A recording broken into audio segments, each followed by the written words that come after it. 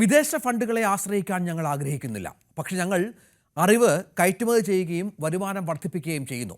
അത്തരം 3 സന്ദർഭങ്ങളിൽ അത് വിദേശ സംഭാവനയാണെന്ന് അവർ കരുതി.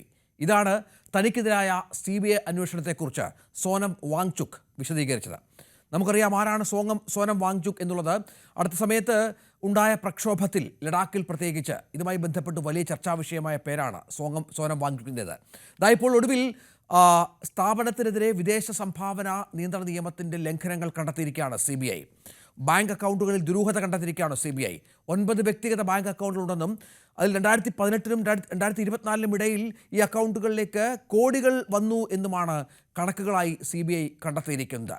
അത് ഒരുപാട് തരത്തിലുള്ള വ്യാഖ്യാനങ്ങൾക്കിടയാക്കുന്നുണ്ട്. കള്ളപ്പണം വെളുപ്പിക്കൽ നിയമപ്രകാരം ഇതുമായി ബന്ധപ്പെട്ട ചോദ്യങ്ങൾ ഉയരുന്നുണ്ട്. സോനം വാങ്ചുക് കുരുക്കിലേക്കാണോ എന്ന ചോദ്യമാണ് 9 മണിക്ക് ഈ വാർത്താ ബുള്ളറ്റിനിൽ പ്രധാനമായും ഉയരുന്നത്. അതിൽ ഒന്ന്, ഇപ്പോൾ നമുക്കറിയാം ഇത്തരത്തിൽ ഈ പ്രക്ഷോഭവുമായി ബന്ധപ്പെട്ട് അദ്ദേഹത്തിൻ്റെ പല പ്രഖ്യാപനങ്ങളും ആഹ്വാനങ്ങളും ഒക്കെ കാരണമായി എന്ന വിലയിരുത്തൽ കേന്ദ്ര ആഭ്യന്തര മന്ത്രാലയത്തിനുണ്ട്.